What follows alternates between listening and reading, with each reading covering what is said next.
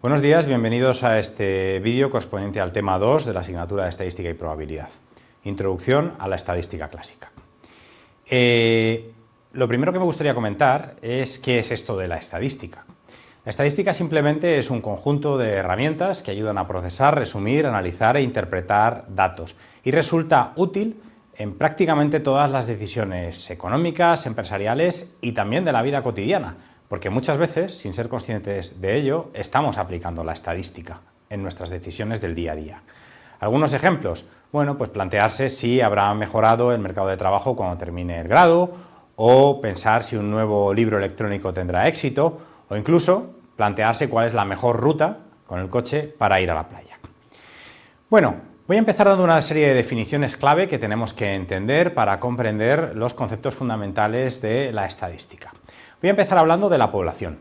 La población es el conjunto de todos los elementos de interés objeto de estudio en una investigación, y voy a utilizar la letra N mayúscula para representar el tamaño de la población.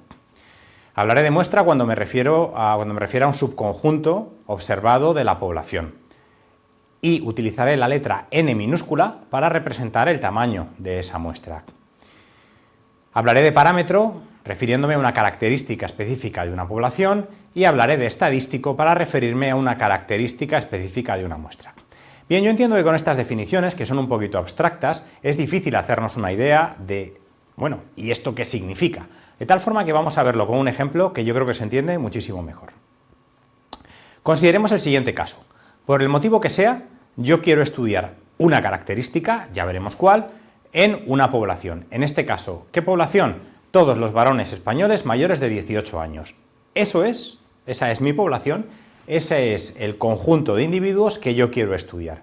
Bueno, por tanto, ¿cuál es mi población? Todos los elementos de interés en la investigación, que en este caso son todos los varones españoles mayores de 18 años. ¿Qué sería una muestra? Pues seleccionar a un subconjunto de estos individuos, que tendré que seleccionarlos de una determinada manera, probablemente mediante muestreo aleatorio simple, como veremos a continuación, para estudiar esa pequeña muestra. N mayúscula decía antes que es el tamaño de la población. En este caso, y me lo estoy inventando porque no sé cuál es el dato real, imaginemos que en España hay 15 millones de varones mayores de 18 años. Bueno, N mayúscula sería 15 millones. ¿Y qué sería N minúscula? N minúscula sería el tamaño de la muestra. En este caso, imaginemos que he extraído o que he obtenido una muestra de 1000 personas. ¿Qué sería la variable poblacional? La variable poblacional sería el fenómeno aleatorio o aquella característica que quiero estudiar. Bien, ¿cuál podría ser? Pues podría ser muchísimas cosas. En este caso, vamos a imaginar que es el peso. El fenómeno aleatorio de interés que yo quiero estudiar es el peso. ¿Qué sería el parámetro poblacional? La característica específica de la población que yo quiero analizar y que habitualmente va a ser desconocida. En este caso, imaginemos que lo que yo quiero calcular es la media. Por tanto, hay una diferencia esencial y muy importante que tenemos que tener en cuenta entre variable poblacional y parámetro poblacional. La variable poblacional es el fenómeno aleatorio que estamos estudiando, en este caso el peso, mientras que el parámetro poblacional es la característica específica de la población que quiero estudiar, que puede ser la media, puede ser la desviación típica, el coeficiente de variación, o si estamos hablando de una variable dicotómica, un porcentaje, por ejemplo, el porcentaje de fumadores. ¿Vale? Digo que el parámetro poblacional es habitualmente desconocido porque ciertamente lo es. Es decir, ¿existe la posibilidad de que yo pese 1 a 1 a 15 millones de personas y luego calcule la media? Es evidente que no. No puedo hacer eso, por razones económicas y por razones prácticas. Por tanto, ese parámetro, el peso medio real de todos los varones españoles mayores de 18 años, es desconocido. Sin embargo, sí puedo calcular el valor medio en mi muestra, es decir, puedo coger a esas 1000 personas que he seleccionado en mi muestra, pesarlas y calcular la media. Bien, eso es el estadístico. Llamaremos estadístico a las características de una muestra que vamos a calcular utilizando los datos de la muestra. En este caso hablaremos de media muestral. ¿Ejemplos de variables poblacionales? Pues muchísimas, tantas como queráis pensar, porque prácticamente podéis encontrar, bueno, pues cientos, por no decir miles, de variables poblacionales diferentes. El nombre de todas las personas inscritas en el Censo de Población de España, los ingresos anuales de todas las familias residentes en Barcelona, la nota media del expediente de todos los estudiantes de ICADE, en fin. muchísimas cosas. En este contexto, yo he hablado alegremente y sin dar demasiadas explicaciones de que de la población he extraído una muestra, pero no he explicado cómo hacer eso. Bien, ¿cómo debo tomar esa muestra para que los cálculos estadísticos subsiguientes tengan sentido y estén bien hechos? Bien, hay distintas formas de obtener una muestra. El más sencillo es el muestreo aleatorio simple, que es el que os voy a contar a continuación. Hay otros mucho más sofisticados, como por ejemplo el muestreo estratificado, que tiene aplicaciones muy concretas en ámbitos particulares, pero nosotros no vamos a entrar. Nos centraremos en el muestreo aleatorio simple, que se caracteriza por tres cosas. En primer lugar, porque cada miembro de la población es elegido estrictamente por medio del azar. En segundo lugar, cada miembro de la población tiene exactamente las mismas probabilidades de formar parte de la muestra que cualquier otro. Y en tercer lugar, y esto es muy importante, la elección de un miembro de la población no afecta a las probabilidades de ser seleccionados del resto de miembros. Y esto a efectos prácticos implica que el muestreo debe hacerse con reemplazamiento. Reemplazamiento significa que una vez observado un individuo, ese individuo vuelve a formar parte de la población y es posible que le volvamos a seleccionar. ¿Por qué digo que el hecho o la tercera condición implica reemplazamiento? Bien, voy a explicarlo con un ejemplo. Imaginemos una clase de 50 alumnos. En esta clase de 50 alumnos yo quiero extraer una muestra aleatoria simple de 10. Asigno a cada uno un número y luego con un generador de números aleatorios voy seleccionando uno a uno a los alumnos de mi muestra. Entonces están los 50 alumnos sentados, saco un primer número aleatorio y sale que ha sido Ana, la seleccionada. Entonces cojo a Ana, la pregunto lo que tenga que preguntarle, es decir, lo que esté interesado en estudiar, como puede ser, por ejemplo, pues la nota que sacó en el último examen de estadística o cualquier otra cosa, y a continuación la saco de clase.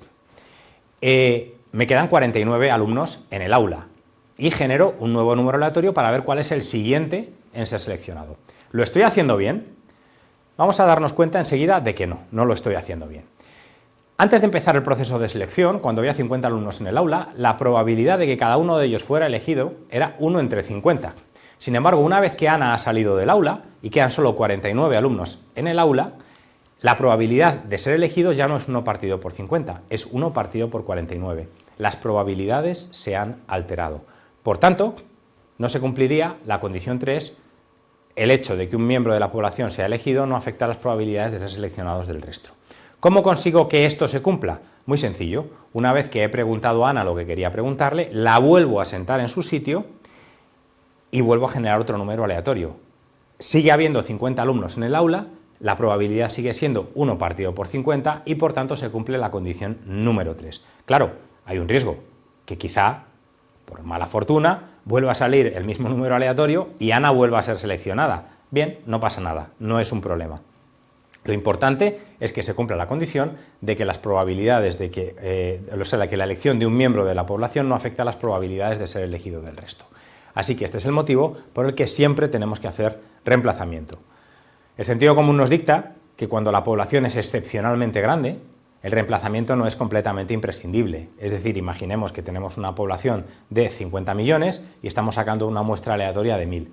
Efectivamente, el hecho de no hacer reemplazamiento modifica levemente las probabilidades, pero lo hace en una magnitud tan pequeña que a efectos prácticos es despreciable.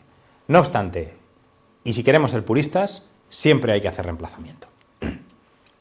La muestra resultante se llama muestra aleatoria y es, yo creo, a estas alturas bastante obvio por qué tenemos que hacer muestreo, por qué tenemos que extraer muestras y no trabajar con toda la población. En primer lugar, porque en la mayoría de las ocasiones es imposible acceder a toda la población. Imaginemos el ejemplo que veíamos antes en el que queríamos calcular el peso medio de todos los varones españoles mayores de 18 años. Es evidente que yo no puedo pesar uno por uno a 15 millones de personas. Por supuesto, hay un ahorro de tiempos y mejora de costes. No es lo mismo pesar a 15 millones de personas que pesar a 1000 que tenía en la muestra, tanto por tiempo como por coste. En ocasiones, además, la selección muestral supone la destrucción de los elementos muestrales. Esto sucede, por ejemplo, en muchas ocasiones en el ámbito de la alimentación. Imaginemos que estamos haciendo el control de calidad, qué sé yo, de unos quesos. Para saber si el queso está bien curado y cumple con los parámetros de calidad, hay que abrirlo. Pero una vez que he abierto el queso, ese queso ya no se puede vender como queso entero. A lo mejor lo puedo vender por trozos, pero desde luego no como queso entero. Con lo cual he destruido el elemento muestral en el proceso de inspeccionarlo. Evidentemente, si me dedico a abrir todos los quesos por la mitad para ver si todos están bien, pues estoy destruyendo todos los elementos muestrales. Esta es otra razón por la que conviene hacer muestras. Y quizá la razón más importante de todas es que no es necesario muestrear todos los elementos. Si yo hago el trabajo bien, es decir, si yo soy capaz de aplicar adecuadamente las técnicas de inferencia estadística, incluso con una muestra voy a ser capaz de obtener resultados muy buenos, con un alto grado de precisión o exactitud.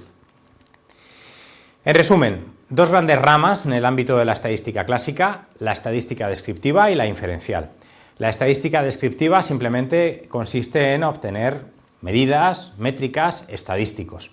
Cuando yo calculo una media, una desviación típica o un coeficiente de variación, estoy haciendo estadística descriptiva. La estadística inferencial o inferencia estadística tiene un planteamiento diferente. Parte de la población, a partir de la población extraemos una muestra, hacemos algún tipo de cálculo en la muestra, es decir, dentro de la muestra calculamos una serie de estadísticos y utilizando unas herramientas que se conocen como métodos de estimación o contraste de hipótesis, pues lo que vamos a hacer es inferir cuál es el verdadero valor del parámetro poblacional. Si hacemos las cosas bien, podremos hacer esta estimación con un alto grado de precisión. Volviendo al ejemplo de antes, ¿cómo funcionaría este proceso con el ejemplo que veíamos de los varones españoles mayores de 18 años? Bien, en ese caso habíamos extraído una muestra de 1000 individuos, sobre esa muestra calculábamos un estadístico, el peso medio en la muestra, y llegamos a la conclusión de que el peso medio en la muestra, el estadístico, es 72 kilos. ¿Esto qué significa? Significa que el verdadero valor del parámetro poblacional, es decir, el verdadero valor del peso medio de todos los varones españoles mayores de 18 años, va a estar próximo a 72 kilos. ¿Será 72 kilos? Casi seguro que no, pero será muy cercano a 72 kilos. El estadístico que hemos obtenido en la muestra nos permite estimar el verdadero valor del parámetro poblacional desconocido. Y si lo hacemos bien, esta estimación tendrá un elevado grado de precisión.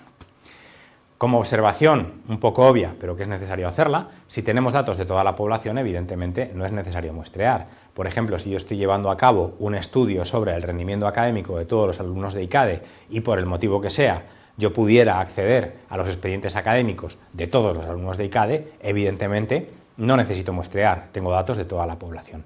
Lo que ocurre es que en la realidad esta situación no suele darse. Estadística descriptiva, ¿cómo funciona? ¿Cuáles son los pasos? Muy sencillo. En primer lugar recogeríamos los datos, a continuación utilizaríamos técnicas gráficas de representación, que estudiaremos más adelante, como histogramas, gráficos de barra, gráfico de tarta o incluso modelos de regresión o de otro tipo. Y lo resumiríamos utilizando estadísticos. Calcularíamos la media, la desviación típica, el rango intercuartílico, en fin, los estadísticos que nos interesen. ¿Cómo trabajaríamos en el ámbito de la inferencia estadística? Pues de una manera en principio parecida, pero luego con algunas diferencias importantes a partir de la etapa de recogida de datos. En la primera etapa es igual, vamos a hacer una recogida de datos, obtendremos datos de una muestra y a continuación, y aquí empiezan las diferencias, lo que vamos a hacer es calcular el estadístico en la muestra.